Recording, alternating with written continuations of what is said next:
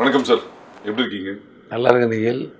நீ எப்படி இருக்கீங்க? நல்லா இருக்கு, ஃபர்ஸ்ட் கிளாஸாக இருக்கு சார். ஹரிகிருஷ்ணன் ஹரியாமான்னு அந்த ஜேர்னி பற்றி கொஞ்சம் சொல்லுங்க. அந்த ஜேர்னியாகவே வேணும். ஹரிகிருஷ்ணன்னே நான் வந்து நிறைய பிஸ்னஸ் பண்ணியிருக்கேன். ரியல் எஸ்டேட், மளிகை கடை, ஹார்ட்வேர்ஸ் பிஸ்னஸ் தெரியும், நிறைய விஷயங்கள். அது இல்லாமல் சின்ன சின்ன வேலைகள் நிறையா செஞ்சுருக்கேன். ஸோ அங்கேருந்து சினிமாவுக்கு வரணும்னு டிசைட் பண்ணும்போது நம்ம சினிமாவுக்குன்னு ஒரு பேர், சில பேர் வந்து வேறு ஒன்று மாற்றக்கூட செய்வாங்க. எனக்கு மாற்றுறதுல விருப்பம் இல்லை பெருசாக. அதனால் ஃப்ரண்ட்டில் உள்ள அந்த 2 அரியை மட்டும் எடுத்துக்கிட்டேன் நான். ஏன்னா டக்குன்னு சொல்கிறதுக்கு ஈஸியாக இருக்கணும் அப்படின்னு. ஸோ அசிஸ்டன்ட் டைரக்டராக இருக்கும்போதே வந்து சரண் சார்கிட்ட ஒர்க் பண்ணும்போதெல்லாம் ஹரின்னு பேர் போட்டிருக்கேன், சரண் ஷார்ட்டாக இருக்கட்டும் அப்படின்னு சொல்லி அப்படி போட ஆரம்பித்தேன். அப்புறம் அப்படி கண்டினியூ ஆகிடுச்சு, அவ்வளோதான். ஸோ எனி டைம் ஹரியாகவே இருக்கிறதுக்காக ஹரின்னு பேர் வச்சாங்கன்னு நினைக்கிறேன். அதனால அப்படி ஓடிட்டே இருக்கிறோம் சார். ஒரு இயக்குனருக்கும் நடிகருக்கும் கேபி சார்ன்றது ஒரு கனவு. ஸோ உங்களோட முதல் படம் கல்கி, கேபி சார் கூட ஒர்க் பண்ணீங்க. அந்த கல்கியோட ஃபாண்டே என்னன்னா, அந்த லோகோவே அந்த பெண் தன்னைத்தானே செதுக்கிக் கொள்கிறாள்ன்றது அதோட கான்செப்ட். ஸோ நீங்க கேபி சார்ட்ட உங்களை நீங்கள் என்னவாக செதுக்கிக் கொண்டீர்கள்? கேபி சாரிடம் நீங்கள் கற்றதும் பெற்றதும் என்ன? ஆக்சுவலாக சின்ன திருத்தம் தான். நான் அதுக்கு முன்னாடியே வந்து செந்தில்நாதன் சார்கிட்ட 10 படம் ஒர்க் பண்ணியிருக்கேன். அதுக்கு முன்னாடி ஏகப்பட்ட ஜேர்னி நிறையா. அப்புறம் தான் நான் வந்து கேபி சார்கிட்ட ஒர்க் பண்ண வரேன் நான். ஸோ கேபி சார்கிட்ட ஒர்க் பண்ண வர்றதுக்கே நான் செதுக்கிக்கிட்டு தான் வந்தேன். அதாவது அது விளையாட்டான விஷயம் கிடையாது. அவர் வந்து அவர் பக்கத்தில் போய் நிற்கிறதே ஒரு மிகப்பெரிய விஷயம் அது. அதுக்கப்புறம் அவர்கிட்ட ஒர்க் பண்ணுன்றது அது வந்து கனவுலேயே நிறைய. ஸோ அதுக்கு வர்றதுக்காகவே நான் வந்து நிறைய செதுக்கினேன்.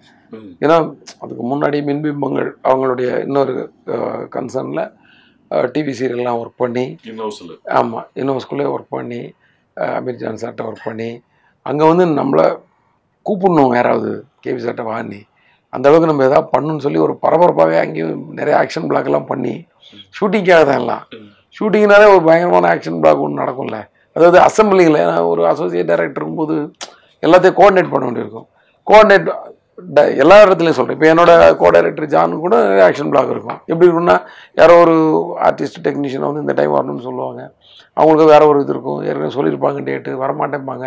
அப்புறம் அடித்து பிடிச்சி ஓடி போய் அங்கே போய் அவங்கள கண்டிப்பாக வந்தே ஆகணுன்ற ஒரு ப்ரெஷர் போட்டு, அங்கே வந்து வார்த்தை தகராறு எல்லாம் ஆகி, அப்புறம் வந்தே ஆகணும்னு சொல்லி ஒரு வழியாகி, ஒரு தொல்லை தாங்க முடியாமல் வந்து இப்படிலாம். ஏன்னா அந்த வேலை நடக்கணுன்ற ஒரு ஆக்ஷன் பிளாக் இருக்கும். இந்த மாதிரி விஷயங்களெல்லாம் நானும் அந்த சீசனில் நிறையா பண்ணி, எனக்கு வந்து அவங்க அங்கே உள்ள மேல் மட்டத்தில் உள்ளவங்க நம்மளை வந்து கவனிக்க வச்சு, சரண் சாரோட ஹெல்ப்பு, அவர் தான் நான் ஸ்டாண்டர்ட் அங்கே சேர்றதுக்கு பெரிய ஹெல்ப்பு. ஸோ அந்த நேரத்தில் என்னை கூப்பிட்டு போனேன். அப்புறம் ரொம்ப பயந்துட்டு தான் போனேன் அவர்கிட்ட.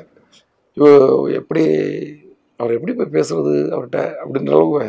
ஆனால் உள்ளே போனோன்னே அவர் ஒரு வார்ம் வெல்கம் கொடுத்து உடம்புல உள்ள எல்லா அச்சத்தையும் சரி பண்ணி விட்டார் டக்குன்னு. ஹலோ மிஸ்டர் ஹரி, எப்படி இருக்கீங்க, வாங்க அப்படின்னு. ஏய், இவ்வளோ பெரிய டைரக்டர் ஒரு அசிஸ்டன்ட் சார் வந்த பையன்கிட்ட வந்து இப்படி பேசுகிறாரு, இதான் அவர் அந்த இடத்துல இருக்கார். எல்லாம் வந்து அவர்கிட்ட வந்து ஏபிசிலேருந்து கற்றுக்கிட்டா அப்படின்னு எல்லாம் சொல்லுவாங்க. அப்போ நம்ம சேனல் இன்டர்வியூ தானே. அப்போ ஒரு ஆர்டிஸ்ட் ஒரு அவங்ககிட்ட வந்து இந்த மாதிரி கேபி சார் அவர் எனக்கு ஏபிசிலேருந்து, நாங்கள் வந்து அப்போ வந்து கிரிக்கெட்லாம் விளையாடுவோம். ஏபிசிலேருந்து கற்றுக்கிறதுனா என்ன கற்றுப்பாங்க, என்ன சொல்லி கொடுப்பாங்க, ஒரு எல்லாரும் அதே மாதிரி பேசுகிறாங்களே, வேணும்னு இப்படி பேசுகிறாங்களோ, இப்படிலாம் நாங்கள் கூட நாங்கள் பேசிடுவோம் பிஃபோர் சினிமா நான் சொல்லுவேன். அதுக்கப்புறம் அங்கே உள்ளே போன தான் தெரியுது, ஏபிசிடிக்கு முன்னாடி அதாவது -A -Bலேருந்தே கற்றுக்கிற மாதிரி தான். அதாவது அப்படி ஒரு தெளிவு கொடுத்துருவாருங்க, தெளிந்த ஒரு டெக்னீஷியன் அவர் மாதிரி. உங்களுக்கு அடுத்தவங்களுக்கு புரியும் ஏன்னா வேலை செய்கிறோன்றது, நம்ம கூட இருக்க நமக்கு புரிகிற மாதிரி அந்த வேலை இருக்கும். அங்கே போனோன்னா உங்களுக்கு ஒரு நம்பிக்கை வந்துடும். அதுக்கப்புறம் அந்த வண்டியை வந்து கரெக்டாக ஓட்டுறதா இல்லை ரேஷாக ஓட்டுறான்னு நீங்கள் தான் டிசைட் பண்ணலாம். வண்டி உங்களுக்கு ஸ்டேரிங் வந்து கரெக்டாக பிடிக்கவே சொல்லி கொடுத்துருவார் அவர். அது வந்து அவரே சொல்லித்தரல மாட்டார், நமக்கு போனோன்னு புரிஞ்சிடும். ஏன்னா ஷார்ட் டிவிஷன் பண்ணி சொல்லும் போதே உங்களுக்கு அங்கேயே செதுக்கிக்கலாம். தான் நீங்கள் சொல்லிக்கலாம், இந்த கல்கி மாதிரி நம்ம அங்கே செதுக்கிக்கிட்டே இருப்போம். டெய்லி நம்ம மேலே இருந்து தேவையில்லாத பொருள் போயிட்டே இருக்கும். நம்ம வந்து ஒரு ஷேப்புக்கு வந்துட்டு இருப்போம். அங்கே ஒரு அப்படி தான் வந்து அவர்கிட்ட இருந்து வந்த பெரிய பெரிய டேரக்டர்ஸ், வசந்த் சார்லேருந்து, சுரேஷ் கிருஷ்ணாலேருந்து, நம்ம சரண் சார்லேருந்து, சமுத்திரகனி சார்லேருந்து எவ்வளோ பேர் இருக்காங்க. யார் பேரையா விட்டா மன்னிச்சுக்கோங்க. ஸோ அது மாதிரி எல்லாருமே வந்து அங்கேருந்து வந்தவங்க தான். நானும் அங்கேருந்து தான் வந்திருக்கேன். ஸோ அப்படிக்கு தெளிவு கற்றுக் கொடுத்தாரு.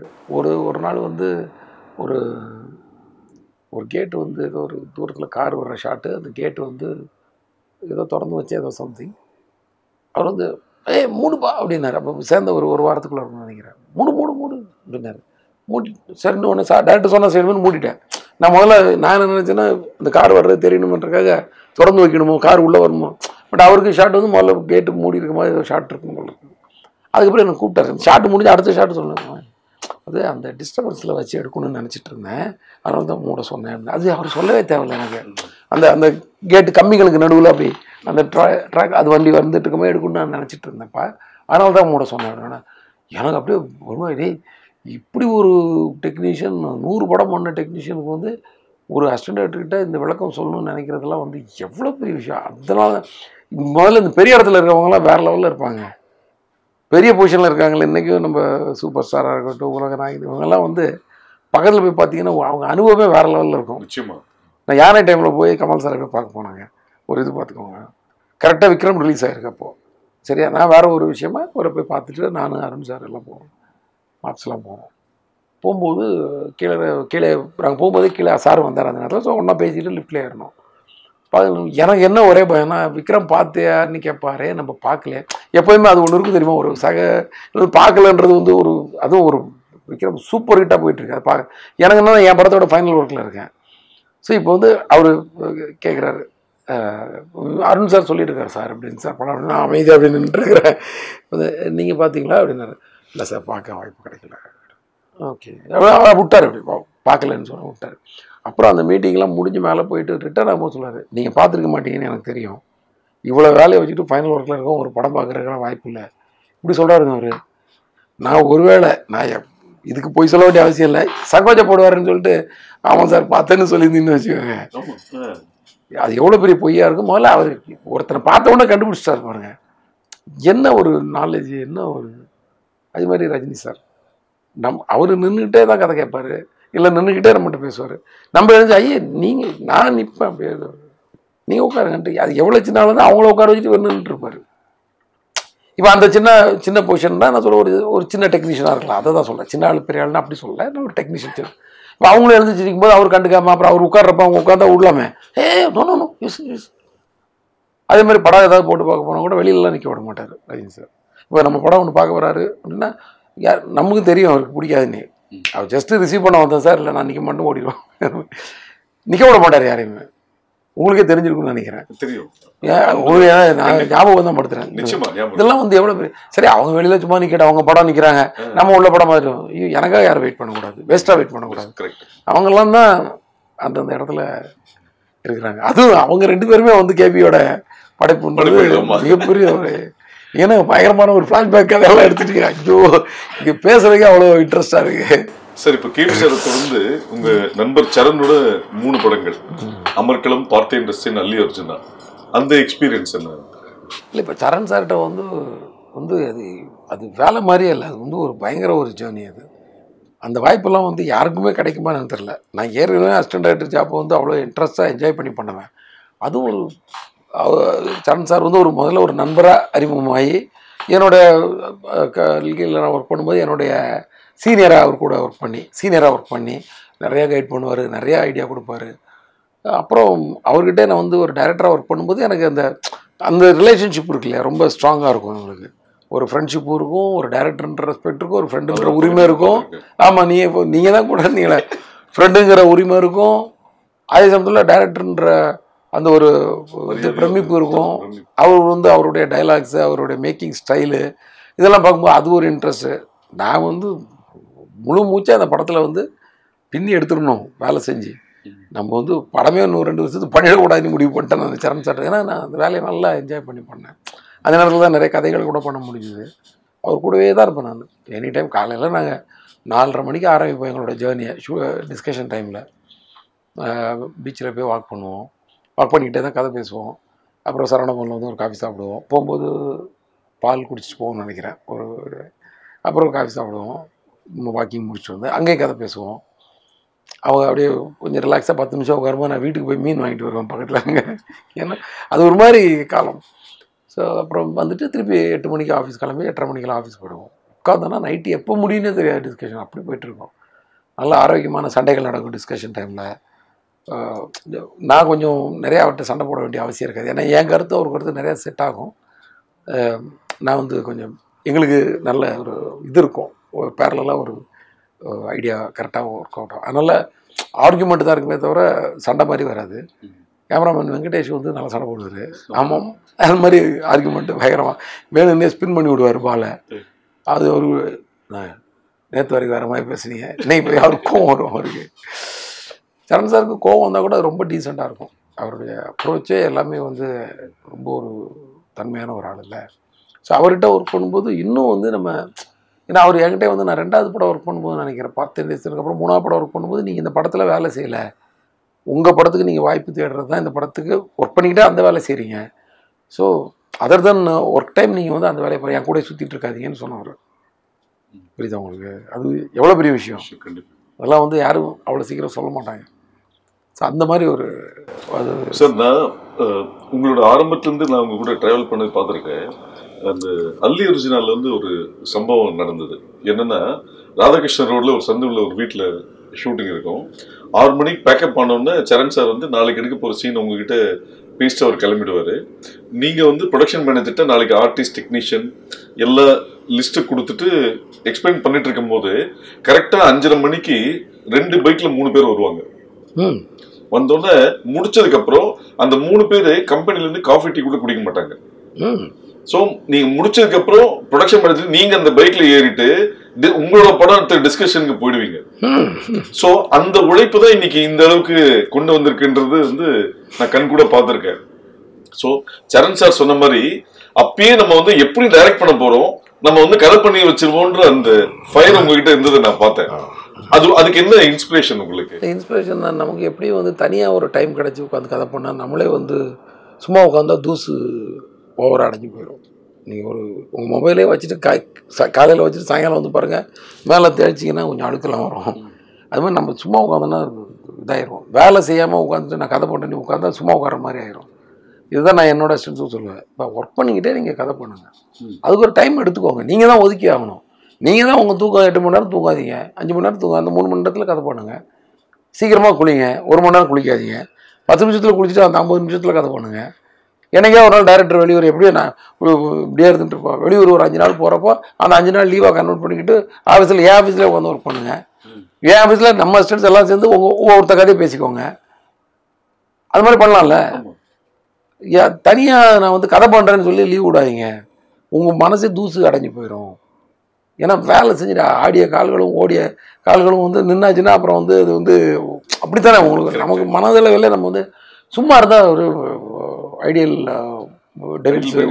டெவில்ஸ் ஒர்க் ஷாப்பா அது மாதிரி ஒன்று சொல்லுவாங்க. அந்த மாதிரி ஒரு மாதிரி மைண்டு வந்து துருப்பிடிச்சு போயிடும் அப்படின்னு நான் சொல்லுவேன்.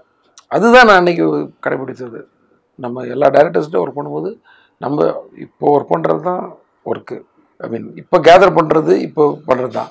அதுக்கப்புறம் நமக்கு வந்து பெயின் தான்றது தெரிஞ்சிருச்சு. ஏன்னா நம்ம டேரக்டர்ஸ் போடுற அவஸ்தை, நான் ஒர்க் பண்ண எல்லா டேரக்டரும் பெயின்ஃபுல்லாக ஒர்க் பண்ணவங்க தான். செந்தில்நாத் சார்லாம் வந்து காலையில் வந்து ஒரு 2:30 மணி 3 மணிக்கு பேக்கப் பண்ணி ஒரு 3-3:15 வீட்டுக்கு வருவார். வந்துட்டு எப்போ படுப்பாருன்னு தெரியும், காலைல 5:30 மணிக்கு வெளியே வந்து நிற்பார். குளிச்சு ரெடியாகி விபூதி போட்டு சாமி கும்பிட்டுட்டு அடுத்த ஜேர்னி ஆரம்பிச்சிடும். ஒரு நாளைக்கு 2 ஷூட்டிங் 3 ஷூட்டிங் இப்படி போயிட்டுருக்கும். ஸோ அந்த உழைப்பெல்லாம் வந்து உங்களுக்கு அப்படிலாம் பணம் கூட தேவையில்லை. ஆனால் ஒரு படத்தை கமிட் பண்ணிவிட்டு அதை கரெக்டாக முடிச்சு கொடுக்கணுன்றக்காக அவங்க வந்து ஹார்ட் ஒர்க் பண்ணது. அது மாதிரி ஒவ்வொரு டேரக்டர்ஸ்லேயும் ஒவ்வொரு ஸ்பெஷாலிட்டி இருக்கும். நான் அந்த மாதிரி ஒவ்வொரு ஸ்பெஷாலிட்டி. ஸோ இதெல்லாம் வந்து உங்களுக்கு வந்து அந்த பெயின்ஃபுல்லாக தான் அந்த லைஃப் இருக்க போகுது. அங்கே போய் உட்காந்துட்டு நீங்கள் ரூம் போட்டலாம், அப்போ டிஸ்கஸ் பண்ணி கதை பண்ண முடியாது. அதுக்கப்புறம் ஒரு வாய்ப்பு கிடைச்சப்பறம் தான் நீங்கள் கதை பண்ண முடியும். வாய்ப்பு கிடைச்சதுக்கப்புறம் நீங்கள் உட்காந்து ஓடுறதுக்கு தான் டைம் சரியாக இருக்கும். ஹீரோ மீட்டிங் கூப்பிட்டாரு, மியூசிக் டைரக்டர் மீட்டிங் கூப்பிட்டாரு, கேமராமேன் இன்னைக்கு வர்றாரு, அவருக்கு கதை சொல்லு, ப்ரொடியூசரோட ஃப்ரெண்டு ஒருத்தர் வர்றாரு இப்போ ஃபர்ஸ்ட் படத்தில், அவருக்கு கொஞ்சம் சொல்லு, அவர் தான் இவருக்கு மோட்டிவேஷன் கொடுக்குறவர். ஐயோ இவரை இம்ப்ரூவ் பண்ணுங்க, இவர் ரொம்ப இம்ப்ரூவ் பண்ணு, இதெல்லாம் வரும். ஸோ இது மாதிரி இதுக்கே நேரம் சரியாக இருக்கும். ஐயோ இந்த ஹீரோயின் கிடச்சா நல்லா இருக்குமே, ப்ரொடியூசருக்கு பட்ஜெட் இருக்குமா, ஹீரோயின் அந்த ஃபர்ஸ்ட் படத்தில் கடந்து பரிதவிப்போம்ல, அது எப்போவுமே நமக்கெல்லாம் இருக்கும். இந்த படத்துக்கு யார் வரப்போகிறா, ஐயோ கரெக்டாக இருக்கணுமே, நடிக்க தெரியணுமே, டைலாக் பேச தெரியணுமே, நிறைய டைலாக் எழுதி வச்சுருக்கோம். ஒருவேளை லாங்குவேஜ் தெரியாத பொண்ணை போட்டால் டைலாக் கற்றுக் கொடுக்குறதுலே நம்ம டைம் போயிடும். அப்புறம் பர்ஃபார்மன்ஸுக்கு டைலாக் கற்றுக் கொடுத்து வர்றதுக்குள்ளே சீன் முடிஞ்சு போயிடும். அப்போ நம்ம காம்ப்ரமைஸ் பண்ணி ஷார்ட் எடுக்கணும். இப்படி நிறைய விஷயங்கள் கடந்து நம்ம போராடிக்கிட்டே இருக்க போகிறோம். இது மாதிரி ஆர்ட் டிபார்ட்மெண்ட் எடுத்து அது ஒரு போராட்டம், காஸ்டியூம் எடுத்து அது ஒரு போராட்டம், லொக்கேஷன் போராட்டம், மேனேஜர்ஸ்கிட்ட போராட்டம், இப்படிதான் இருக்க போகுது. ஆனால் இதுக்கு முன்னாடி நீங்கள் ஷோல்டரில் சுமக்கிறப்போ தலையில் சுமக்கிறதுக்கு ஒரு டைரக்டர் இருக்காரு. தோளில் சுமந்துட்டு இருப்பீங்க உங்கள் வேலையை. அது வந்து கொஞ்சம் கம்மி, மண்டையில் சுமக்கிறத விட. அந்த நேரத்தில் தான் நீங்கள் கதை பண்ண முடியும். அந்த நேரத்தில் நீங்கள் உங்களோட படையை வந்து நல்ல சேனையை வந்து திரட்டி வச்சுக்க முடியும். அந்த டைம் தான். அதனால தான் நான் வந்து கேபி சார்ட்ட ஒர்க் பண்ணோன்னே நான் ஆக்சுவலாக வந்து ரொம்ப முன்னாடியே படம் பண்ணுறதால எனக்குலாம் வாய்ப்பு கூட கிடச்சிது, கதை சொல்கிறதுக்கெலாம் வாய்ப்பு கிடச்சிது. நான் அவாய்ட் பண்ணிட்டேன் அந்த டைமில். நான் வந்து ஒரு 93 வள்ளிலாம் ஒர்க் பண்ண டைம்லலாம் கூட எனக்கு வந்து நிறைய என்னோடய ஃப்ரெண்ட்ஸ் நிறைய பேர் கதை சொல்ல போவாங்க. இப்போ நிறைய கம்பெனியில் கதை கேட்பாங்க தெரியுமா, க்யூவில் உட்காந்து கதை சொல்லலாம் எல்லாம். அப்படி இருந்துச்சு நிறையா. அதுவும் சூப்பர் குட்லலாம் க்யூவில் இருந்து கதை சொல்லுவாங்க. அதே மாதிரி வாய்ப்பு கொடுத்துட்ருப்பாங்க அவங்கெல்லாம். வந்து சூப்பர் குட் சௌத்ரி சார்லாம் one of the best producer, one of the producer. அத்தனை பேருக்கு வாய்ப்பு. என்ன தைரியம் பாருங்கள், டிசைடிங் கெப்பாசிட்டி. இந்த படம் நம்ம எடுக்கலான்ற ஒரு புது டைரக்டர் நம்பி எடுக்கிறது, இந்த மாதிரி விஷயங்கள். அந்த டைமில் நான் வந்து என்ன பண்ணேன், அவாய்ட் பண்ணிக்கிட்டேன். வேண்டாம், கொஞ்ச நாள் நல்லா கற்றுப்போம், நமக்கு அவசரம் இல்லை. ஏன்னா இது வந்து அதுக்கப்புறம் நம்ம கற்றுக்க முடியாதுன்னு நினைக்கிறேன். மத்தியானம் வேஷம் போட்ட பிறகு நம்ம கற்றுக் கொடுக்க வேண்டிய கட்டாயத்தை வந்துடுவோம். அதுக்கப்புறம் நம்ம கற்றுக்கிறதுக்கு ரொம்ப கஷ்டமாயிடும், டைம் இருக்காது அப்படின்ட்டு தான் நான் உட்காந்துட்டு இருந்தேன். அதில் தான் எனக்கு கேபி சார்ட்ட வாய்ப்பு கிடச்சிது. ஸோ கேபி சார்ட்ட வந்து சரண் சார்கிட்ட வரும்போது வந்துன்னா கேபி சார்கிட்ட இருந்து கற்றுக்கிட்ட உடனே ஐயோ இப்போ வந்து நம்ம கரெக்டாக போய் லேண்ட் ஆகணும் அப்படின்னு சொல்லி நான் டிசைட் பண்ணி சைலண்டாக இருந்துட்டேன். வாய்ப்பே தேடி ஆக்சுவலாக ரொம்ப அலையலை. நான் அசிஸ்டன்ட் டேரக்டராக ஒர்க் பண்ணுறது தான் நிறைய வாய்ப்பு தேடி அலைஞ்சேன். டைரக்டர் வாய்ப்புன்றது எனக்கு ரொம்ப கொஞ்சம் சுலபமாக கிடச்சின்னு கூட சொல்லலாம். ஏன்னா நான் பெரிய டேரக்டர்ஸ் கூட, பெரிய ஹீரோஸ் கூட, பிரசாந்த், சிம்ரன், இந்த காம்போவில் நான் ஒர்க் பண்ணிட்டு இருந்தேன், பார்த்தேன் டைசன். ஸோ அவங்களாம் பேசும்போது வாட் நெக்ஸ்ட் சார் அப்படிலாம் ஒரு ஃப்ரெண்ட்லியாக பேசும்போது, ஜி உங்களுக்கு இப்படி ஒரு சீன் எப்படி இருக்குது சிம்ரன், இந்த மாதிரி ஒரு சீன் எப்படி இருக்கு, ஓ எஸ் வெரி நைஸ்யா பிரசாந்த், இப்படிலாம் அவங்களுக்குள்ள பேசிட்டு இப்படி வந்து எனக்கு இதுக்கெல்லாம் வந்து இதெல்லாம் எப்படி நடந்துச்சுன்னா சரண் சார்ன்ற ஒரு மனிதர் அவர் நண்பனாக இருந்ததுனால தான். இல்லை இன்னொருத்தராக இருந்தால் இவ்வளோ ஈஸியாக நம்ம எல்லார்ட்டும் பழக முடியாது. பரத்வாஜ் சார்கிட்ட என்ன ஹரி என்ன பண்ணுறீங்க, அடுத்து என்ன பண்ண போகிறீங்க, எவ்வளோ நாள் ஒர்க் பண்ணுறதா உத்தேசம், சார் நீங்கள் தான் எனக்கு மியூசிக் பண்ணு இப்படி சொல்லுவீங்க, அப்புறம் ஓடி போயிருவீங்க நீங்கள் அப்படி, சார் இன்னைக்கே டியூன் போடுங்க சார் அப்படின்னு ஏதாவது ஒரு ஜாலியாக இப்படி இந்த காம்போவில் தான் நான் போய் படம் பண்ணேன். இதில் எனக்கு சரண் சாரும் சேர்ந்து சப்போர்ட். நான் வந்து டைலாக் எழுதி தரேன், வேணா யூஸ் மை நேம் அப்படின்னு. பட் அவர் டைலாக் எழுதுறதுக்கு வாய்ப்பு அந்த டைம் கிடைக்கல. அவர் அப்போ வேற ஒரு படத்தில் பிஸியாக இருந்ததுனால எண்டில் வந்து என் பேரை போடாதீங்க, அது தப்பாயிடும், ஏன்னா என்னால் உட்கார்றதுக்கு டைம் இல்லை அதில். ஏன்னா நான் எழுதியிருந்தேன்னா பேர் போடலாம், ஒரு ரஃப் வெர்ஷன் கூட எனக்கு பண்ணுறதுக்கு டைம் இல்லாமல் போச்சு. நம்ம ஆரம்பிக்கும் போது அப்படி ஆரம்பித்தோம், அதனால் இப்போ போட்டிங்கன்னா தப்பாக இருக்கும் அப்படின்னு அவரே சொன்னார். ஸோ நானே தான் எழுதிட்டேன், அது அப்படியே போயிடுச்சு. ஸோ அது ஒரு ஹெல்ப் மாதிரி தான் பண்ணுறேன். அது எவ்வளோ பெரிய ஹெல்ப்பு, என் நேமை யூஸ் பண்ணிக்கோங்கன்னு சொல்கிறதெல்லாம். ஸோ அந்த மாதிரி தான் என்னோடய ஃபஸ்ட்டு படம். அதில் தேவான மூவிஸு. துரை சார் வந்து நமக்கு வந்து ஒரு காட்ஃபாதர் மாதிரி தான் அவர். இது கொஞ்சம் விளக்கமாக ஏன் நான் சொல்கிறேன்னா நிறைய பேருக்கு யூஸ் ஆகலாம். ஏன்னா நான் மை இண்டியான்ற ஒரு படத்தில் ப்ரொடியூசர்கிட்ட சண்டை போட்டு ஓடினவன் நான் படத்தில் இருந்து, பாதி படத்தில் இருந்து. அதுக்கு காரணம் என்ன வேணாலும் இருக்கலாம், எனக்கு தான் பயங்கரமாக ட்ரப்புன்னு இருப்பேன்ல நான் வேலையில். ஸோ ஏதோ ஒரு இஷ்யூ சண்டை போட்டு ஓடி போட்டேன். ஒரு வாரம் கழிச்சு என்ன குமார் சார் ஆஃபீஸில் பார்க்குறாரு. அவர் என்ன பிரதர் ஏதாவது ஒரு விஷயம் சொல்லுங்கன்னா உடனே ஓடிடுவீங்களா, வந்து வேலை செய்யுங்க பிரதர் அப்படின்னு அவர் உரிமையோட சொல்கிறாங்க ஒரு ப்ரொடியூசரு. அவர் எவ்வளோ கிரேட் பாருங்க அவர். ஸோ அதுக்கப்புறம் போய் ஒரு கொஞ்ச நாள் ஒர்க் பண்ணேன். அதுக்குள்ளே எனக்கு வேறு ஒரு ஒர்க் கிடச்சி போய்ட்டு அதுக்குள்ளே படமும் முடிஞ்சிருச்சு அந்த படம். ஆனால் அந்த படம் போய் ஒர்க் பண்ண ஆரம்பித்ததே ஒரு பாதியிலேருந்து தான் நினைக்கிறேன். Alex Pandian sir director. So அப்படி ஒரு எக்ஸ்பீரியன்ஸு. அவர் என்னன்னா அவர் கணிக்கிறாரு பாருங்க, அடுத்து எனக்கு அவர் வாய்ப்பு கொடுக்குறாரு. பாதியில் ஓடி போனோம் நான். ஏன் ஓடி போனேன், அதான் அவருடைய ஏன் ஓடி போனான்னு எனக்கு தெரியும். என்ன காரணத்துக்காக அவனுக்கு அந்த கோவம் வந்துச்சுன்னு எனக்கு தெரியும். அவர் தான் சொன்னார், கோவம் இருக்கிறவனுக்கு தான் சொரணம் இருக்கும், சொரணம் இருக்கவன் தான் வேலை செய்வான். அதை தான் நான் பிடிச்சிக்கிட்டேன். எல்லார்ட்டையும் நான் அதை சொல்லுவேன், நான் ஸ்ப்ரெட் பண்ணுவேன் நல்ல விஷயங்களை. உங்கள் கோவத்தை வந்து வேலைக்காக வெயிட்டிங்கில் வைங்க, உங்கள் கோவத்தை வேஸ்ட் பண்ணிடாதீங்க, தேக்கி வைங்க. உங்கள் வேலை வரலாம் அதில் காட்டுங்க. உங்கள் வேலையில் நீங்கள் கோவத்தை காட்டினா வேறு யாருக்குமே கோவம் வராது, வேலைக்காக தான் கோவப்படுறான்ட்டு. கரெக்டாக இதே நீங்கள் உங்கள் கேரக்டரை நான் கோவப்படுற கேரக்டர் காட்டிங்கன்னா உங்களை பார்த்தா எவனும் மதிக்கவே மாட்டான். பட் உங்கள் வேலைக்காக வந்து சீக்கிரம் நடக்கணுன்றக்காக, அந்த வேலையை நல்லா செய்யணுன்றக்காக நீங்கள் ஒரு கோவப்பட்டீங்கன்னா அவங்க வந்து வேலை அது வந்து இதை வச்சுக்கோங்கன்னு நான் நிறைய பேருக்கு என்னால் முடிஞ்ச இதை சொல்லுவேன் கருத்து. ஏன்னா எங்கள் தேவான ப்ரொடியூசர் சார் சொன்னாங்க, நல்ல விஷயங்கள் எங்கேருந்து வேணாலும் வருங்க, ஒவ்வொருத்தருக்கும் ஒன்று வரும். எனக்கு அவர் தான் வாய்ப்பு கொடுத்தாரு. வாய்ப்பு மட்டும் கொடுக்கல, அந்த படம் அவரே ஒரு க்ரியேட்டிவ் ப்ரொடியூசர் தான், ரொம்ப வந்து இன்வால்வ் ஆகி பண்ணுவார் எல்லா படத்துலையும். என்கிட்ட ஃபஸ்ட்டு டே ஷூட்டிங் தூரத்தில் வந்து பார்த்தாரு. குமாரண்ணங்கிட்ட சொல்லிட்டாரு மேனேஜர்கிட்ட, நான் இந்த படத்துக்குள்ளே வரமாட்டேன், அவங்க பண்ணட்டும் அப்படின்ட்டு. அது சொன்னது வந்து எனக்கு இன்னும் பெரிய பொறுப்பாகிடுச்சு, ஜாஸ்தி ஆகிடுச்சு. சரி அவர் வந்து ஷூட்டிங் ஸ்பாட்டெல்லாம் வந்து கொஞ்சம் நம்மளை வந்து இது பண்ணுவார் போல பயந்துட்டு தான் இருந்தேன் நான், உண்மையை சொல்கிறேன். ஆனால் அவர் அது மேலே எதுவுமே ஒரு கேள்வி கேட்கல, அவ்வளோ சப்போர்ட்டு அவர். ஸோ எவ்வளோ பேர் ஒருத்தருடைய வெற்றிக்கு வந்து எத்தனை பேர் துணையாக நிற்கிறாங்க பாருங்கள். இந்த மாதிரி தான் ஒவ்வொருத்தர் வந்து ஒவ்வொன்றும் கற்றுக்கிட்டு ஒன்று இது மாதிரி நான், அதாவது அந்த அசிஸ்டன்ட் டைரக்டர் ஜாபை வந்து ஒரு என்ஜாய் பண்ணி அங்கேருந்தே ஒரு ப்ரொடியூசர் எனக்காக தயாராகி, நான் அந்த ப்ரொடியூசருக்காக தயாராகி என்னை வந்து ஒரு 2 ஹவர்ஸில் ஒரு கதையை கேட்டு கன்ஃபார்ம்னு சொல்லி உடனே போய் ஒரு எல்லா ஆர்டிஸ்டையும் பார்த்து கன்ஃபார்ம் பண்ணி, பரத்வாஜ் சார், அது எல்லா டெக்னீஷியன், பிரியன் சார் ஏற்கனவே அசிஸ்டன்ட் டைரக்டராக இருக்கும்போதே அவரை நான் வந்து ஃபாலோ பண்ணிகிட்டு இருந்தேன். நான் வந்து சேரன் சார் படத்தில் வந்து நானும் சேரன் சார் ஒரு சாங் எடுக்கிறக்காக டெல்லி போனோம். அப்போ பிரியன் சார் வந்திருந்தார். ஏன்னா இப்படி ஒரு ஒர்க் பண்ணிகிட்ருக்காரு இவர், இவ்வளோ இன்ட்ரெஸ்ட்டாக ஓடி இது பண்ணி பயங்கரமாக இருக்காருன்னு சொல்லி அவரோட ஃபேன் ஆகிட்டேன் நான். ஸோ அவரை பார்க்கும்போதெல்லாம் எங்கேயாவது அடிக்கடி மீட் பண்ணுவேன், அவர்கிட்ட ஏதாவது ஒரு கதை சொல்லுவேன், சீன் சொல்லுவேன், சாங் சிச்சுவேஷன் சொல்லுவேன். நான் சொல்கிறது படம் பண்ணுறதுக்கு முன்னாடி. அப்போ அதில் வந்து மைனஸ் ப்ளஸ் எல்லாம் சொல்லுவார். ஸோ ஃபஸ்ட் படம் பண்ணும்போது ஒரு பண்ணணும்னு நினைப்பேன். ஆனால் நான் வெங்கடேஷ் கூட தான் போகிறதா பிளான் பண்ணியிருந்தேன். அப்படி தான் இருந்துச்சு அந்த தருணம். ஆனால் அவர்கிட்ட ஒர்க் பண்ணணுன்னு ஆசைப்படுவேன், இப்படி இருந்துச்சு. அதுக்கப்புறம் அவர் ஃபஸ்ட் படத்துக்கு அவரே வந்தார். ஏன்னா வெங்கடேஷ் வந்து சரண் சார் படத்தில் பிஸி ஆகிட்டார் அந்த ஜெமினியில். ஸோ நான் வந்து பிரியன் சார், அப்போ அடுத்த சாய்ஸ் எனக்கு பிரியன் சார் தானே ஒர்க் பண்ணேன். அவர் பிரியன் சார் வந்து வேலையில் வந்து ரொம்ப டார்ச்சர் பண்ணுவார். அதாவது நாங்கள் வந்து எல்லோரும் நினைப்பாங்க 15 படம் ஒன்றா ஒர்க் பண்ணியிருக்காங்க, ரொம்ப ஒற்றுமையாக இருந்துப்பாங்க போல இருக்கு ஸ்பாட்லன்னு. நிறைய சண்டை தான் போடுவோம் நாங்கள். அதுதான் எனக்கு ரொம்ப பிடிக்கும். அதுதான் சொல்லுவேன், கதை ஆர்டிஸ்ட் நம்ம வந்து வேலைக்காக சண்டை போடுற வரைக்கும் அது வந்து 6 மணிக்கு மேலே கிடையாது. 6 மணிக்கு மேலே நீங்கள் சண்டை போட்டால் தான் அது ரிஃப்ளெக்ட் ஆகும். வேலையில் சண்டை போடுறது அது வந்து சண்டைன்றது வந்து ஒரு ஆர்கியூமெண்ட், ஹார்ஷ் ஆர்கியூமெண்ட்ஸ், அவ்வளோதான். சண்டைன்றது கத்தி எடுத்துட்டு அந்த சண்டை ஹார்ஷ் ஆர்கியூமெண்ட்ஸ். நான் டைரக்டர் நான் சொன்னது தான் எல்லாம் செஞ்சாகணுன்றதெல்லாம் வந்து அப்படி கிடையாது. அது வந்து கன்சிடர் பண்ணணும், இது பண்ணணும். அவங்களுக்குன்னு ஒரு உரிமை இருக்குது, அவங்களுக்குன்னு எல்லா டெக்னீஷியனும் இருக்குல்ல, எல்லாத்தையும் நம்ம இம்ப்ளிமெண்ட் பண்ணணும். அப்படி தான் நாங்கள் ஒர்க் பண்ணோம். பட் இன்றைக்கி அவரை மிஸ் பண்ணுறோம். எவ்வளோ பெரிய கிரேட் ஒரு. இப்போ உங்ககிட்ட நிறைய அசிஸ்டன்ஸ் அசோசியேட்ஸ் வந்து சீன் சொல்றதுக்கோ டிஸ்கஷன்ஸ்க்கோ இன்னும் தொடர்ந்து அவங்களுக்கு சப்போர்ட் பண்ணிட்டு இருக்கீங்க. ஸோ நீங்க ஒரு அசிஸ்டன்ட் டைரக்டர் வந்து கஷ்டப்பட்டதுனால கஷ்டப்படுறவங்க திறமையானவங்களை கூட வச்சுட்டு பிளான் பண்ணுன்றது கான்செப்டா இல்ல? எனக்கே வந்து தன்னை கொண்டே ஒரு 12 பேர் வேணும் எனக்கு டெய்லி டிஸ்கஸ் பண்றதுக்கு. இப்படி சுத்தி உட்கார்ந்தாதான் எனக்கு வந்து இப்படி வந்து பிளானிங்ல வந்து கை தூக்குறதுக்கு வந்து இந்த பக்கம் ஒரு கருத்துக்கு வந்து 5 பேர் இந்த பக்கம் 7 பேர் அந்த பக்கம் கை தூக்கி சில விஷயங்கள் ரொம்ப காம்ப்ளிகேட் ஆகி போயிட்டே இருக்கும். ஈவினிங் வரைக்கும் முடியவே வராது. கடைசியில் எப்போ இதை முடிச்சுக்கலாமா அப்படின்னு கேட்பேன். முடிச்சுக்கலானே அவங்களாம் முடிவு சொன்னால் தான் முடிப்பேன், இல்லை நான் முடிக்க மாட்டேன் அந்த ஒரு விஷயத்துக்கு. ஏன்னா எனக்குன்னு ஒரு கருத்து இருக்கும், ஒவ்வொருத்தருக்கும் ஒரு கருத்து இருக்கும். அப்போ கை தூக்கிடலாமா? ஸோ மேக்ஸிமத்துக்கு இப்போதைக்கு வந்து மேக்ஸிமம் மெஜாரிட்டிக்கு விட்டுருவோம்.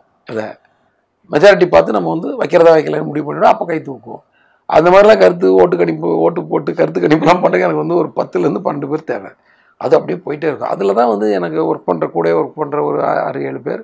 இது இல்லாமல் வெளியில் நம்ம நண்பர்கள், நம்மகிட்ட ஏற்கனவே ஒர்க் பண்ணவங்க, நம்ம கூட சேர்ந்து முன்னாடி நம்ம ஒன்றா ஒர்க் பண்ணவங்க, டைரக்டராக இருந்து அவங்களும் வந்து ஃப்ரீ டைம் இருக்குன்னு வந்து ஒர்க் பண்ணுறோம். இந்த மாதிரி நிறைய பேரை கூட சேர்த்துப்பேன்.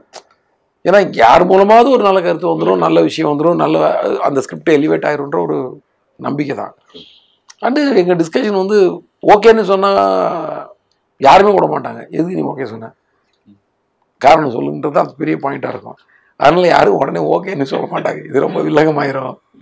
அப்படி தான் இருக்கும் எங்கள் டிஸ்கஷன் நல்லா போட்டு பிசைஞ்சிருவாங்க போட்டு, அவ்வளோதான். அதுக்கப்புறம் ஸ்பாட்டில் போய் ரொம்ப இது பண்ண வேண்டிய எல்லா கார்னரும் பேசி மைனஸ் ப்ளஸ் பேசியிருப்போம். ஸோ ஸ்பாட்டில் ஒரு சின்னதாக ஒரு டெவலப்மெண்ட், அந்த மேக்கிங்குரிய ஸ்ட்ரெயின் தான் அதிகமாக இருக்குமே தவிர அங்கே போய் திருப்பி ப்ரிப்பரேஷன் ஒன்று இருக்காது. ஆல்ரெடி ப்ரிப்பேர் ஆகி எல்லாமே ரெடியாக இருக்கும். ஜஸ்ட்டு தாளிசம் பண்ணி எடுக்கணும், ஜஸ்ட்டு ஃப்ரை பண்ணி எடுக்கணும், மற்ற எல்லாம் மசாலாஸெல்லாம் போட்டு எல்லாம் ரெடியாக வச்சுருக்க மாதிரி தான் இருக்கும் மேக்ஸிமம். உங்களோட இந்த ட்ராவல் சக்ஸஸ் ட்ராவலில் பிரியன் சார் எப்படி மிஸ் பண்ணுறீங்க? பெரிய மிஸ்ஸிங். அதெல்லாம் வந்து அது வந்து இழப்பு தான், அவ்வளோதான். அது நிறைவே அது அந்த இது வந்து ஃபில்லப்பே பண்ண முடியாது அந்த இடத்த யாராலையும். அது ஒரு பிரதர் தான். நமக்கு என்னடா இவ்வளோ பெரிய கஷ்ட காலம்லாம் இவ்வளோ சீக்கிரம் வருமா, நமக்கு அவர் இல்லாத நமக்கு அவ்வளோ பெரிய கஷ்ட காலம் இப்படிலாம் வருமான்ற அளவுக்கு தான் இருந்துச்சு. ரொம்பவே மறக்க முடியாத ஒரு பெயின். என்னைக்கு அவரை பற்றிலாம் 2 நாளைக்கு ஒரு தடவை பேசாமலே இருக்க முடியாதுன்ற மாதிரி தான். எவ்வளோ நாள் அவர் கூட ட்ராவல் பண்ணியிருக்கேன் நான் வீட்டில் இருந்ததோட அவர் கூட இருந்த நாட்கள் தான் அதிகமாக. 17 படத்தில் 14 படம் 14 படம். அந்த ஜேர்னி ஃபுல்லாகவே வந்து நாள் கணக்கில் மணிக்கணக்கில் அவர் கூடயே லொக்கேஷன் பார்க்குறது. எத்தனை ஃபாரின் ட்ரிப்ஸ், எவ்வளோ லோக்கல் ட்ரிப்ஸ், எத்தனை லட்சம் கிலோமீட்டர் ட்ராவல் பண்ணியிருக்கோம். எத்தனை போர்ட்டில் வந்து ஏர்போர்ட்டில் வந்து வெயிட்டிங்கில் உட்காந்து எவ்வளோ கதைகள், எத்தனை தடவை ஃப்ளைட்டு பக்கத்தில் உட்காந்து கதைகள் பேசி க்ரியேட்டிவாக உள்ள வருவார். இவன் நீங்கள்லாம் திருந்தே மாட்டீங்கன்னு திட்டு போவார். ரொம்ப ஏதாவது ஒரு விஷயத்த வந்து கமர்ஷியலாக வச்சுட்டா.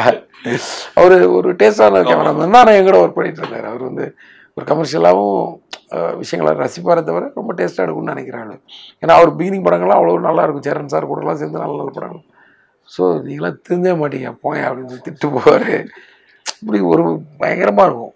வண்டி நான் தான் ஓட்டுவேன். ஒரு சீசனுக்கு ஃப்ரண்ட்டில் உட்காருவார். அப்புறம் பின்னாடி உட்காந்து உங்களால் இட விட வண்டி ஓட்டுறாரு, பின்னாடி உட்கார முடியலன்ட்டு எவ்வளோ நாள் ட்ராவல் வண்டிக்குள்ளே தான் பேசி பொதுவாக உங்களோட விளம்பரங்கள் எல்லாத்துலேயும் பார்த்தீங்கன்னா அந்த பீரியட்ல தண்ணியில் வந்து ஒரு சின்ன ஆட் வரும், 2 காலம் 10 சென்டிமீட்டர். அதுலேயுமே படத்தை ஒர்க் பண்ண அத்தனை technicians, assistant directors, office boy வரைக்கும் போடுற சிஸ்டம் வந்து டே 1லேருந்து இது மெயின்டைன் பண்ணிருக்கோம். அதுக்கு ஏதாவது ஸ்பெசிஃபிகேஷன் ரீசன் இருக்கு? எல்லோரும் வேலை செய்கிறாங்க. அசிஸ்டன்ட் டைரக்டர்ன்றவங்க நாளைக்கு இன்னைக்கு நைட்டு ஒரு ப்ரொடியூசர் அந்த கதை ஓகே, நாளைக்கு காலைலன்னா நாளைக்கு காலைல டைரக்டர், அவ்வளோதான் முடிஞ்சிச்சு. இவ்வளோதான் டைமிங். மற்றபடி அவங்க எல்லாருமே ஒரு டைரக்டராக தான். நான் ஒர்க் பண்ணுவேன் அப்படி தான். அந்த கத்தோடு தான் நான் வேலை செஞ்சேன். நம்மளும் ஒரு டைரக்டர் தான்டா அந்த படத்தில். குறைந்த பொறுப்புள்ள ஒரு டைரக்டர் அப்படி வச்சுக்கலாம். இப்போ வந்து என்ன நினைக்கிறது, அதிக பொறுப்புள்ள ஒரு அசிஸ்டன்ட் டைரக்டர் அவ்வளோதான் நினச்சிக்கிறது. என் டைரக்டர்லாம் வந்து மணி சாரும் சங்கர் சார் இருக்கிற இந்த பூமியில் வந்து நானும் ஒரு டைரக்டர்லாம் கெத்தால யாரும் தெரியலாம் முடியாதுங்க. என்ன சொல்கிறீங்க? எத்தனை வருஷமாக வந்து ஸ்ட்ராங்காக ஒவ்வொரு செஷனும் மாறுது. அப்படியே அன்னைக்கு கேபி சார், பாரதிராஜ் சார் வந்து அப்படி ரூல் பண்ணிட்டு இருந்தாங்க. இப்போது மணி சார் எப்படி இன்றைக்கும் வந்து ஒரு ஒரு ஒரு விஷயத்த போட்டாருன்னா எப்படி வைரல் ஆகுது பார்த்தீங்களா? இப்போ கமல் சார் கூட வந்து ஒரு சின்ன ஒரு வீடியோ போட்டிருந்தாரு. என்னடா எப்படி இதுதான். ஸோ அவங்களே அமைதியாக இருக்கும். நம்ம அதிக பொறுப்பு உள்ள ஒரு அசிஸ்டன்ட் டைரக்டர் அப்படின்னு நினச்சிக்க வேண்டியதான். அவங்க பொறுப்பு கொஞ்சம் கம்மியாக உள்ள. அதனால தான் நான் அவங்கள வந்து எங்கேயுமே விட்டு கொடுக்காம, தப்புகள் நடக்கும் ஏதோ ஒரு விஷயம், நான் தப்பு பண்ணுறதெல்லாம் கவலைப்பட மாட்டேன். எதுவுமே பண்ணாமல் இருந்தால் கவலைப்படுவேன். நான் நீ ஒரு பொருளை கீழே போட்டு உடச்சேன்னா தெரியாமல் நான் அதை திரும்பி கூட பார்க்க மாட்டேன். ஆனால் அந்த பொருளை தூக்காமலே நீ இருந்தானா எனக்கு கோபம் வரும். அட்டம் பண்ணு நீ வேலையை. Try to say something, try to do something. நீ சொல்கிறது வந்து கரெக்டாக இல்லாமல் கூட இருக்கலாம், அதை பற்றி கவலை இல்லை. அதுக்கு ஒன்று கடி கூட உணரலாம். நீ தப்பாக சொல்கிறேன், அந்த கடியெல்லாம் வந்து உன்னோட வளர்ச்சிக்கு பின்னாடி போய் கூட என்னை போய் திட்டிக்குவோம். ஃப்ரெண்டுக்கிட்ட எங்கள் டேரக்டர் ஒரு சரி இருக்கேன், இப்போ பார்த்தா கடிச்சிட்டே இருப்பா, திட்டிக்குவோம். ஆறுதலுக்கு கெட்ட வார்த்தை கூட போட்டு திட்டிக்குவோம். முன்னாடி திட்டாத, நம்ம பாட்டு வேலை செஞ்சுட்டே இருப்போம். நான் ஒன்றும் திட்டுறேன்ல, நீ என்னை பின்னாடி போய் திட்டிக்குவோம். இதெல்லாம் இப்படி தான் பேசுவேன் நான். என்னால் முடிஞ்ச அளவுக்கு யதார்த்தமாக அவங்கள வந்து. ஆனால் எனக்கு வந்து அட்டன் பண்ணணும் வேலையை. வந்து நீ வந்து முயற்சி பண்ணணும், பயந்துக்கிட்டு இருக்க கூட. யாருக்கே பயம்? மனுஷனுக்கு வந்து எதுக்கே பயப்படணும்? உயிருக்கு பயப்படணும், இல்லைன்னா மானத்துக்கு பயப்பீங்க. மானமும் உயிரும் எங்கேருந்து எங்கேயும் போகிறது கிடையாது. யார்கிட்டருந்து வாங்க போகிறது கிடையாது. வேலைக்காக தான் சண்டை போடுறோம், ஒருத்தர் கடினமாக பேசிக்கிறோம். ஸோ தைரியமாக வேலை செய்யலாம், தைரியமாக பண்ணு. தப்பாகிறத பற்றிலாம் எனக்கு கவலை கிடையாது. பண்ணாமல் இருந்தால் தான் எனக்கு பிரச்சனை. ஏன்ப்பா அதை பார்த்துட்டு இருக்கிறீங்க, எடுத்து தூக்கி கடாசுங்கப்பா அப்படின்னு சொல்லுவேன். கடாசும் போது உடஞ்சி கூட போட்டோம், அது பிரச்சனை இல்லை. என்ன சொல்லு? ஒரு கதை எப்படி உருவாகுது ஹரிக்குள்ள இருந்து? சும்மா அப்படியே போகிற போக்கில் அப்படியே நம்ம நிறைய பார்த்தது, பழகுனது, கேரக்டர்ஸு, இப்போ சந்திச்சது, இந்த மாதிரி ஏதோ ஒன்று உருவாகும்ல. இப்போ வந்து இப்போ அது ஒரு கேல்குலேஷன் மாதிரி தான். அப்பா ஒரு பெரிய ஹீரோ, அதாவது நிறைய படங்கள் பண்ண ஒரு ஹீரோ, பெரிய ஹீரோ சின்ன ஹீரோ எல்லா ஹீரோ தான். அந்த மாதிரி குறைந்த படங்கள் பண்ண ஹீரோ அப்படி பிரிச்சுக்கலாம். இவங்களுக்கு ஒரு 2-3 கதை வச்சுக்கிட்டே இருக்கணும், அவங்களுக்கு 2-3 கதை வச்சுக்கிட்டே இருக்கணும். ஒரு சின்ன பட்ஜெட்டாக இருந்தால் அதுக்கு ஒரு 2 கதை வச்சு, இப்படி எல்லார்ட்டையும் ஒரு 4-5 கதை இருக்கும் இல்லையா? அந்த மாதிரி தான் அப்பப்போ வந்து நம்ம ரெடி பண்ணிக்கிறது. ஏதாவது ஒரு சின்ன படம் ரிலீஸ் ஆயிடுச்சு, ஒரு மாதத்துக்கு வந்து நம்ம வந்து வேற இருக்காது. இப்போ ஸ்கிரிப்ட், அடுத்த ஸ்கிரிப்ட் என்னன்ற தேடுதல் தான் இருக்கும். ஆக்சுவலாக வந்து முன்னாடி வந்து டைம் ரிலீஸ் டேட்டு போடாமல் இருக்கிறப்போ உங்களுக்கு வந்து ஃபைனல் கட்டு முடிஞ்ச உடனே நான் கதை பேச ஆரம்பிச்சிருவேன். எப்படின்னா ஃபைனல் கட்டு முடிஞ்சதுன்னா வெளியில் வந்து எடிட் முடிஞ்சு வெளியில் வந்து உட்காந்து ரிலாக்ஸ் பண்ணுவோம்ல, அப்போது யாராவது கூட இருக்க அசிஸ்டன்ட் டைரக்டர்ஸ் இருப்பாங்க. அவங்க கூட ஏதாவது அடுத்த படத்தை பற்றியோ அடுத்த கதைகளை பற்றி பேச ஆரம்பிப்பேன். ஆக்சுவலாக இந்த படத்தில் எனக்கு சுத்தமாக எனக்கு அடுத்த வேலை சாப்பாடு என்னன்னு கேட்டாலே எனக்கு வந்து சொல்ல தெரியல, எதையா வாங்கி கொடுப்பா பசிக்கு அப்படின்னு அதுக்கு கூட யோசிக்கிறதுக்கு டைம் இல்லை. ஏன்னா இது வந்து நாங்கள் ஒரு டைம் லிமிட் வச்சு அந்த April 26 அச்சீவ் பண்ணணும்னு சொல்லி ப்ரொடியூசர் விஷால் 2 பேருமே கேட்டுக்கிட்டாங்க. நானும் ஓகேன்னு சொல்லிட்டேன். ஓகேன்னு சொல்லிட்டு நான் பட்ட அவஸ்தை. அதாவது சொல்லிட்டோம், எப்படா அதை கொண்டு போய் சேர்க்க போகிறோம். ஏன்னா நிறையா ஒர்க் இருக்குல்ல. இன்றைக்கி வந்து எல்லாருக்குமே வந்து போஸ்ட் ப்ரொடக்ஷன்றது வந்து ஒரு பெரிய பணியாகிடுச்சு. ஈஸியாக வந்து ஒரு எடிட் முடிஞ்ச உடனே முன்னாடிலாம் முடிஞ்ச மாதிரி இருக்கும். ஸோ இதுக்கு நடுவில் என்னால் வந்து எதையுமே யோசிக்க முடியல. நான் என்ன வச்சுருக்கேன்னு, ரிலீஸ்க்கு அன்றைக்கி அடுத்த நாள் காலையில் வந்து நம்மளே வந்து ஒரு விபூதி ஊதுபத்தி கொளுத்தி வச்சு பூஜை போட்டு நம்மளே ஒரு ஏதாவது ஒரு 2 கதையை எடுத்து உருட்ட ஆரம்பிச்சிடணும். ஏன்னா ஒரு 2 கதை வந்து அப்படியே ஒரு ஃபினிஷ் ஆகாமல் இருக்குது. அது ஒரு கதையாக மட்டுமே இருந்துகிட்ருக்கு. இன்னும் வந்து அது வந்து ஒரு பிளேயாக மாறல. ஸோ அதை ஃபினிஷ் பண்ணிவிடுவோம். பிளேயாக இருக்கிறது அப்புறம் கூட பார்த்துக்கலாம் அப்படின்னு ஒரு முடிவோடு இருக்கேன். எப்படின்னு தெரில. அதெல்லாம் ஒன்று இப்போ ஒரு முக்கியமான செக்மெண்ட் சார். எப்பவுமே இந்த முதல் காதல் முதல் அனுபவம்ன்றது ரொம்ப முக்கியமான விஷயம். ஸோ புதிய இயக்குனர் ஹரி இயக்கத்தில் பிரசாந்த் சிம்ரான் நடிக்கும் தமிழ் அப்படின்றது ஒரு செய்தி வந்து 30/3/2001 செய்தியா வந்தது. ஓ அப்படியா? இந்த செய்தியை வந்து பேப்பர்ல பார்க்கும்போது உங்களோட ரியாக்ஷன் என்னவா இருந்ததுன்னு எனக்கு ஞாபகம் இல்லை. கண்டிப்பா ஒரு பரவாயில்லையே அப்படின்னு ஒரு சந்தோஷமான மூமெண்ட்டாக தானே இருந்திருக்கும். கரெக்டாக என்னவா இருந்துச்சுன்றது உண்மையில எனக்கு ஞாபகம் இல்லை. ஏன்னா நான் எதுவுமே வந்து மைண்டில் ரெக்கார்ட் பண்ணி வைக்கல. கரெக்டாக படம் பார்த்துட்டு என் ஃப்ரெண்டு வந்து படம் ஃபஸ்ட் அது தமிழில் உள்ள ஒரே ஞாபகம் என்னென்னா, படம் பார்த்துட்டு என் ஃப்ரெண்டு வந்து நல்லா இருக்கு அப்படின்னு ஒரு மாதிரி இன்டர்வலில் வந்து ரொம்ப எமோஷனலாக வந்து நல்லா இருக்குன்னு சொன்ன உடனே டக்குன்னு ஒரு 12 வருஷம் கழித்து ஓகே அது அந்த ஒரு பஸ்ட் அவுட் மட்டும் மைண்டில் ஆச்சு. ஸோ தனியாக போய் நின்று கொஞ்சம் அப்படியே ஃபீல் பண்ணிட்டு வந்தேன் நான். அது மட்டும் எனக்கு ஞாபகம் இருக்குது. மற்றபடி அந்த முதல் பூஜை இன்விடேஷன் உங்களுக்கு கடையப்பா. ஸோ 6/4/2001 ஆரம் வீரப்பன் சார், ஏவிஎம் சரவணன், ரமேஷ் பிரசாத், விவேக் சந்திரசேகர் இவர்கள் முன்னிலையில் இந்த படத்தோட பூஜை இன்விடேஷன் வந்து அது கையில் எடுக்கும்போது அதாங்க எனக்கு அது ஞாபகம் கன்ஃபார்மாக ஹாப்பியஸ்ட் மூமெண்ட்டாக தான் இருந்திருக்கும். அது ஃபஸ்ட்டு படங்கிறது அதில் டவுட்டே இல்லை. பட் அது ரொம்ப ஏன்னா எனக்கு அதான் சொல்லல, நல்ல விஷயங்கள் நடந்தது வந்து நான் புலங்காயத்தை அடைஞ்சிட்டு இருக்கிறது கிடையாது. ஏதாவது விஷயங்கள் வந்து தவறாக போயிருந்தால் அதை தான் திருத்திக்கிறதுக்காக ட்ரை பண்ணிட்டு இருக்கிற கேரக்டர் நான். புரியுதா? ஏதாவது இதே சமயத்தில் அங்கே ஏதாவது ஸ்பாட்டில் தப்பு பண்ணியிருப்போம்னா அது வந்து ஞாபகத்தில் இருக்கும் நமக்கு. என்ன சொல்கிறீங்க? அந்த சந்தோஷமான தருணங்கள் வந்து அதை அப்படியே கடந்து வந்துடும். நம்ம அதே தருணம் தான் இந்த இன்று முதல் பார்த்தோன்னே இல்லை அதான் சொல்கிறேன், அது வந்து ஹாப்பியாக தான் இருந்திருக்கும். ஆனால் எனக்கு தெரிஞ்சு அவ்வளோலாம் ஹாப்பியாக இருந்திருப்பானு தெரியும். எனக்கு வந்து டிஸ்ட்ரிபியூட்டரை பற்றி தான் நினச்சிக்கிட்டு இருந்திருப்பேன். நம்ம ஒரு படம் எடுத்திருக்கோம், இதை நம்பி வாங்கினவங்களுக்கு வந்து காசு வந்துருமா, இந்த பெயின் தான் எனக்கு இருந்திருக்கும். புரியுதா உங்களுக்கு? இன்று முதல் நம்ம பேர் வந்து எவ்வளோ சந்தோஷப்பட்டோம்னா அதுக்கு ஈக்குவலாக அந்த பெயினில் இருந்திருப்பேன் நான். இதான் ஃபேக்ட். அதே மாதிரி இந்த ஃபோட்டோ பார்த்தோன்னே என்ன தோணுது உங்களுக்கு? இது சாமி ஃபங்க்ஷன். ஆமாம் ஆமாம். கேபி சார் அந்த ஷீல்டு வாங்கும்போது அதாங்க ஒரு படம் வந்து இப்போ வந்து இன்றைக்கி வந்து ஒரு படம் வந்து இந்த செட்டப்பே மாறி போச்சு. 2 வாரம் ஓடினா போகுதுன்ற மாதிரி ஆயிடுச்சு. அதில் எல்லாருமே தண்ணீர் அடைஞ்சிடுறாங்க, காலத்துக்கு ஏற்ற மாற்றம். ஆனால் அன்றைக்கி 100 நாள் ஓடணும். இது வந்து 125 நாள் ஃபங்க்ஷனும் போது அதை கவிதாலெல்லாம் எடுத்து கொண்டாடினாங்க. அதில் வந்து விவேக் சார் வந்து எனக்கு வந்து பயங்கரமாக என்னை பற்றி பேசி எதிர்காலத்தில் வந்த ஒரு மாதிரி சொல்லி ஒரு இதை கிரியேட் பண்ணி விட்டார். அதை வந்து நிறைய பேர் கேள்வியாக பேசுகிறாங்க. ஸோ ரஜினி சார் வந்து என்னை பற்றி நிறைய பேசினார். பார்த்தீங்கன்னா பேசினார். அதெல்லாம் வந்து முதல்ல வந்து நம்மளை பற்றி பேசுனதை விட அந்த மாதிரிலாம் பேசுறதுக்கு அவங்க மனசு வருது பாருங்க. ஒருத்தரை வந்து என்கரேஜ் பண்ணுறதுக்கு ரஜினி சார் மாதிரி ஆள் வந்து ஒரு 10 நிமிஷம் ஒரு புதுசாக ஒரு டைரக்ஷன் பண்ண ஒரு பையனை பற்றி பேசி அதெல்லாம் எவ்வளோ பெரிய இருக்கு. அந்த மைலேஜ் தான் நமக்கு இன்னைக்கு வரைக்கும் இருக்கும்னு நினைக்கிறேன். அன்னைக்கு அவர் கொடுத்த அந்த ஃபியூவல் இன்ஜெக்ஷன் இருக்குல்ல, அந்த என்கரேஜ்மெண்ட் இன்ஜெக்ஷன், அது இன்னைக்கு வரைக்கும் நம்ம பாடியிலே இருக்குங்க. அது இந்த பார்த்தேன் செரின் மூவி மேக்கர்ஸ் ஆஃபீஸுக்கு பின்னாடி அந்த பைக் ஸ்டாண்டில் வந்து எடுத்தது வந்து தேனி செல்வம், ஸ்டில் ஃபோட்டோகிராஃபர்.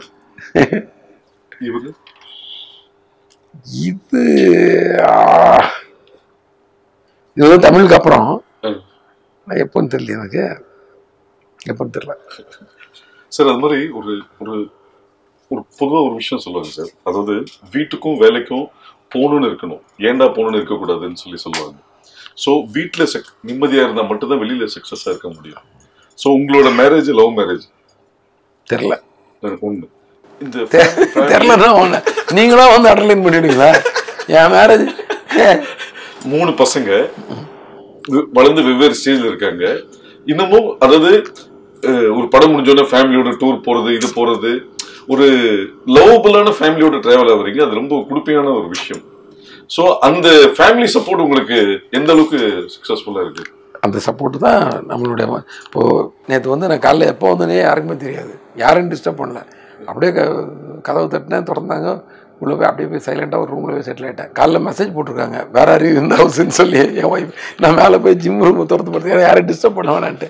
ஏன்னா நான் வந்ததே காலையில் வந்து ஒரு 5:15 என்னமோ தான் வந்தேன். வந்துட்டு இப்போ போயிட்டு உடனே தூக்கமும் வராது எனக்கு. அதனால் உட்காந்து நாளைக்கு ப்ரொமோஷனுக்காக ஊருக்கு போனால் அந்த பேக்கிங் பண்ணுற வேலை எல்லா வேலையும் செஞ்சேன். அதில் 6 ஆகிடுச்சு. சரி 6 மணி ஆகி போச்சு, இப்போ நம்ம இப்படியே தூங்கி என்ன பண்ண போகிறோம், இன்னும் கொஞ்ச நேரம் முடிச்சிருந்தா ஒரு காஃபி சாப்பிட்லான்ட்டு கீழே போய் ஒரு காஃபியை சாப்பிட்டேன். அப்படியே வந்து சரி ஒரு டிஃபன் மாதிரி சாப்பிட்லான்னு சொல்லி என்ன ஃபுட்டு இருக்குதுன்னு பார்த்தா அதையும் சாப்பிட்டேன். 6:45 தான் போய் படுத்தேன். படுக்கும்போது இவங்களுக்கு வந்து எங்கேயாவது ஒரு இடத்துல தூங்கிட்டு இருப்பான்னு தெரியும். ஸோ இதுதான் பெரிய என்ன வந்த உடனே கூப்பிடல, எது பண்ணல, அது பண்ணல, நம்மள அது மாதிரிலாம் கேட்கவே மாட்டாங்க. ஏதோ வந்தாச்சுன்றது மட்டும் அவங்களுக்கு வந்து தெரிஞ்சிடும்ல, கேட்டால் வந்துட்டாருன்னு சொல்லி. ஸோ ஏதோ ஒரு இடத்துல வந்து நான் முன்னாடி ஃப்ரண்ட் ரூமில் எங்கேயா போய் ஒரு சோஃபாவில் சுருண்டுப்பேன். எங்கே இடம் இருக்கோ அங்கே வந்து, ஏன்னா யாரையும் எனக்கு வந்து நான் டிஸ்டர்ப் பண்ணுறது பிடிக்காது. மெயினாக முதல்ல வந்து வீடை லாக் பண்ணி படுத்துருக்கவங்களை எழுப்புறதே எனக்கு டென்ஷன் தான்.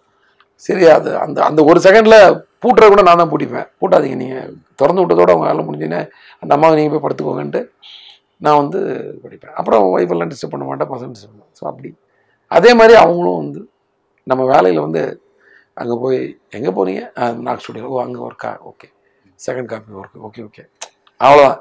அதுக்கு மேலே எதுக்கு, ஏன் சீக்கிரம் வந்துருக்கலாமா, அது பண்ணிடுங்க, இது பண்ணிடுங்க, அதெல்லாம் கேள்வி கிடையாது. ஏதாவது டைம் இருந்தால் தான் பேசுவாங்க. ஃபோன் பண்ணால் கூட ஒரு 2 நிமிஷம் பேசணும், பேசலாமா இல்லை அப்புறம் பேசலாமா, பேசலாமான்னு சொன்னால் தான் அந்த டீட்டெயில் வருவாங்க, இல்லைனா அதுக்கு மேலே பேச மாட்டாங்க. அதே மாதிரி தான் பசங்களும், நீங்கள் ரெஸ்ட் எடுத்துக்கோங்கன்னு ரொம்ப டிஸ்டர்பே பண்ண மாட்டேன்பாங்க. ஷூட்டிங் டைமில் நான் சொல்கிறது, நாங்கள் வந்து அந்த டிஸ்கஷன் டைம் அந்த டைமில் தான் அப்படியே மணிக்கணக்கில் டைம் ஸ்பெண்ட் பண்ணுவோம் வீட்டுக்கு போனேன். மற்ற நேரத்தில் வந்து என்ன இல்லைடா இல்லை ரெஸ்ட்லாம் தேவையில்லப்பாண்ணா, இல்லை நீங்கள் காலையில் ஒர்க் வச்சுருக்கிறீங்க, படுக்க போடுங்க, நீங்கள்கிட்ட டிஸ்டர்பே பண்ண மாட்டாங்க பசங்க. ஸோ அது மாதிரி நீங்களே சொல்லிட்டீங்க, ஆன்சரு இதுதான் ஒரு எல்லா மனிதனுக்கும் பின்புலம் வந்து அவன் குடும்பம் தாங்க. கரெக்ட். குடும்பத்தை சார்ந்து வாழ்கிறவன் அத்தனை பேருக்கும் குடும்பம் தான் முதல் பலம், முதல் சக்தி. அதுக்கப்புறம் தான் தன்னம்பிக்கை. அந்த குடும்பம் வந்து முதல்ல நிற்கலைன்னா தன்னம்பிக்கையை நம்ம இழந்துருவோம். அப்புறம் தன்னம்பிக்கை இல்லைன்னா நம்பிக்கை போயிடும், நம்பிக்கை இல்லைன்னா அப்புறம் தும்பிக்கை அது ஒரு கை இருக்காது, அப்புறமா எல்லாம் போயிடும். வாழ்க்கையில வந்து வார்த்தைகள் ரொம்ப முக்கியம், கமிட்மெண்ட் ரொம்ப முக்கியம்னு சொல்லுவாங்க. ஸோ அது மாதிரி நீங்க உங்களை வச்சு படம் எடுத்த நிறைய ப்ரொடியூசர் சொல்ற ஒரு விஷயம் என்னன்னா, அவர் வந்து பணம் கேட்க மாட்டார். ஒரு விஷயம் நம்ம கொடுக்குறேன்னு சொல்லிட்டேன்னா, கொடுக்கலன்னா தான் நீ சொன்ன ஏன் கொடுக்கலன்னு கேட்பாரு தவிர, மற்றபடி ஏன் கொடுக்கல, இந்த பெண்டிங் இருக்க அப்படின்றது சொல்ல மாட்டாருவாங்க. அந்த கமிட்மெண்ட் தான் உங்களோட படத்தோட கேரக்டர்ஸ்லயுமே நிறைய இடத்துல ரிஃப்ளெக்ட் ஆகுது, அந்த வார்த்தைகள் அவர் சொன்ன ஒரு விஷயம். இது உங்களோட நேச்சரா இல்ல இது நீங்களே அப்டேட் பண்ணிக்கிட்ட விஷயமா? நேச்சரா என்னன்னு எனக்கு தெரியல. மேபி நம்ம ப்ரொடியூசர் தானே, எங்கே போயிட போகிறாங்க, சினிமாவுக்கு வந்து நம்ம என்ன கவர்லேயே கொடுக்குறாங்க, நல்ல சந்தோஷமாக தானே காசு கொடுக்குறாங்க, என்ன சொல்கிறீங்க? ஓகே, ரொம்ப ப்ரெஷர் போட்டுக்க தேவையில்ல. நமக்கு இன்னொரு சம்பளம் ஊதியம் கொடுக்குறாங்க, நம்ம வந்து ஒரு வேலை செய்கிறோம், அதை போட்டு ப்ரெஷர் பண்ணிட்டு இருக்கோம். அரிசி மூட்டை குறைஞ்சாதாங்க பரபரப்பாகணும் வீட்டில். அரிசி இல்லைன்னா தான் நீங்கள் டென்ஷன் ஆகி கடைக்கு போகணும். அந்த நேரத்தில் நீங்கள் காசு எங்கே இருக்குது, 1 கிலோ அரிசி வாங்குறதுக்கு 50 ரூபா இல்லைன்னு. மற்ற நேரத்தில் நீங்கள் கூலாக இருக்கலாங்க, ஒன்றும் அவசரம் கிடையாது, எங்கேயும் போயிடாது. எல்லா காசும் இண்டஸ்ட்ரிக்குள்ளே நம்ம ப்ரொடியூசர்கிட்ட, நம்ம ஃபினான்சியர்ஸ்கிட்ட, நம்ம டிஸ்ட்ரிபியூட்டர்கிட்ட, நம்ம தியேட்டருக்காரங்கிட்ட, அப்படியே நம்ம மக்கள்கிட்ட தான் இருக்குது எல்லாமே. எல்லாம் ஒரு ரொட்டேஷன் தான். என்ன சொல்கிறீங்க? நமக்கு ஒரு 100 பேர் சேர்ந்து காசு போட்டு நமக்கு சம்பளமாக கொடுப்பாங்க, நம்ம பல படங்களை பார்த்து நம்ம ஒரு எங்கேயோ கொடுப்போம். இப்படி வந்து ஒரு ரொட்டேஷன். இந்த காசுக்காகலாம் கடந்து போராடிட்டு இருக்கிறதுலாம் தேவையில்லை, அது ஆட்டோமேட்டிக்காக நடக்கும். அது நீங்கள் உங்கள் வேலையை மட்டும் பாருங்கள், ஆட்டோமேட்டிக்காக நடக்கும். தேங்க்யூ. நன்றி.